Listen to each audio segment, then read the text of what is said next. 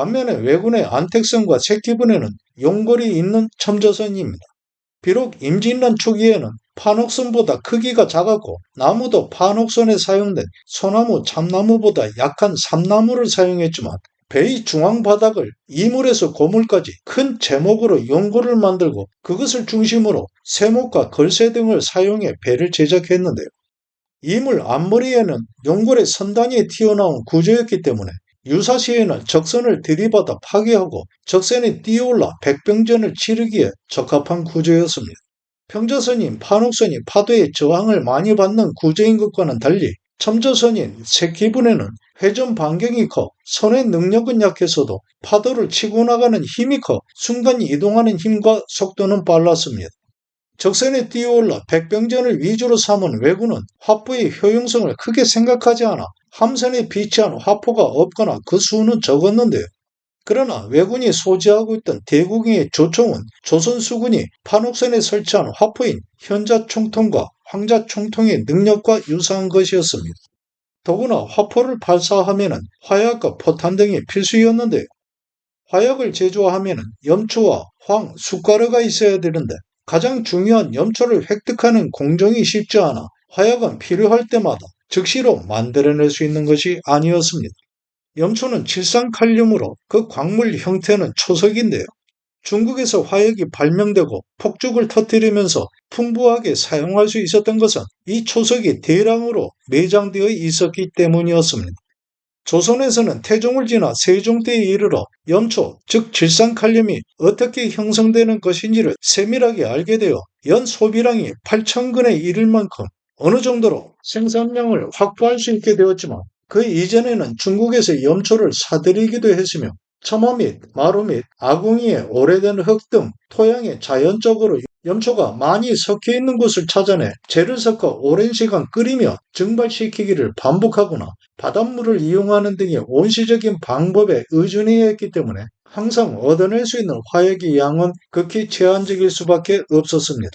더군다나 중국과는 달리 그 제작 방법은 은밀한 것이어서 외구들에게 알려지는 것을 막기 위해 세종 때부터는 연해의 수령들이 독자적으로 화약 만드는 것을 금했고 그 생산과 관리를 엄격한 통제하에 두도록 했습니다.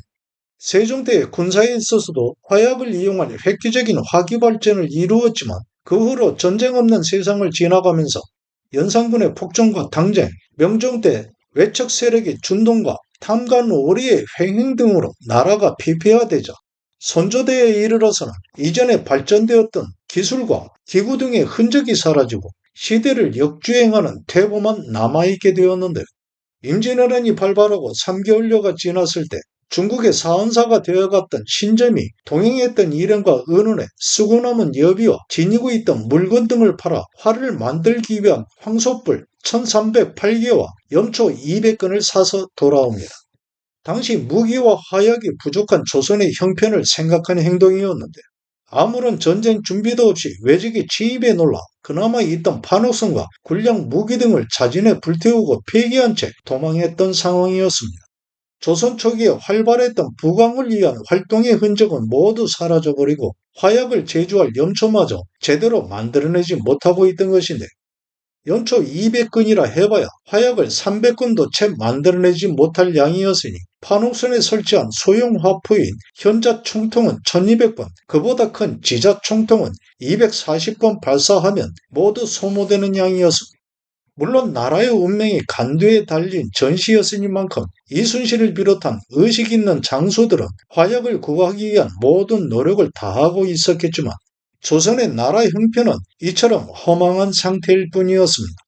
전란 내내 화약은 항상 궁핍한 상태였고 발등에 불 떨어진 조선은 염초를 얻기 위한 방도를 찾아 건강하기만 해야 했습니다.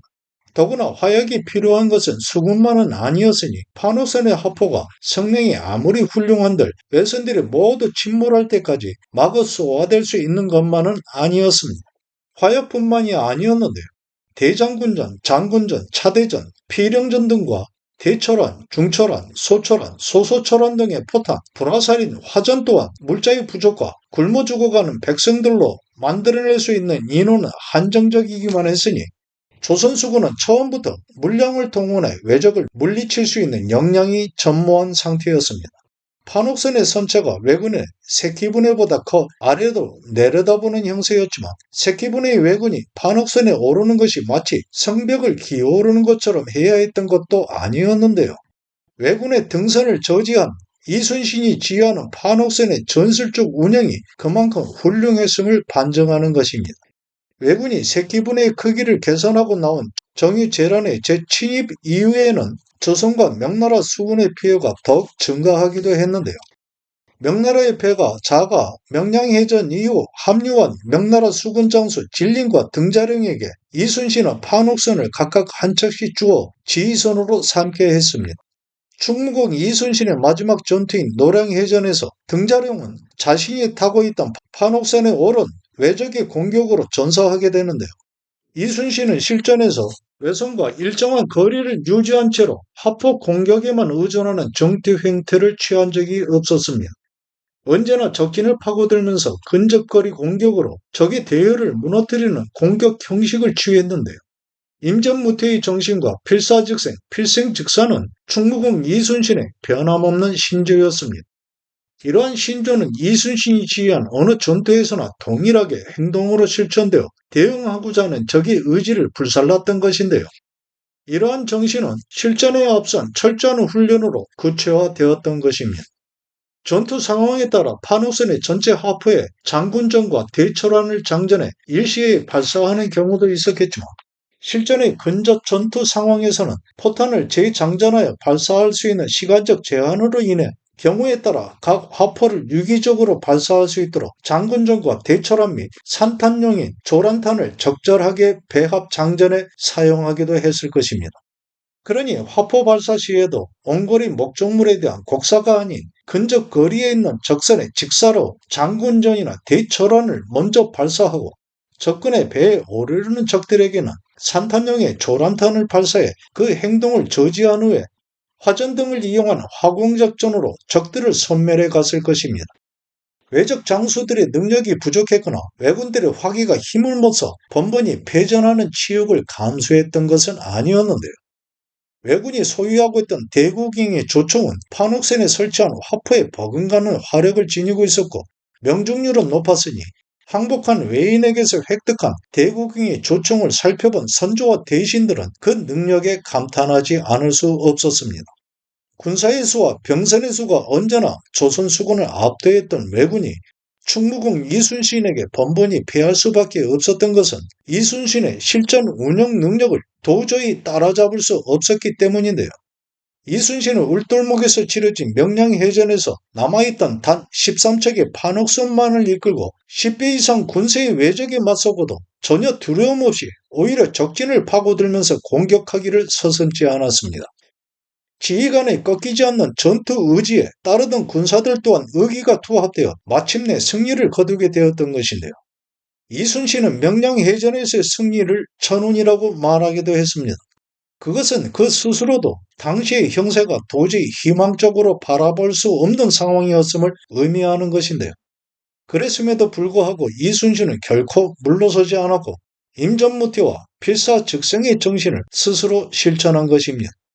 삼도수군 통제사가 되어 한산도에 진을 형성한 충무공 이순신은 어느 한 봄날에 피어오른 개나리와 진달래 등이 만들어내는 풍경을 바라보면서 말합니다. 신선이 사는 곳이 있다면 바로 이곳이리라.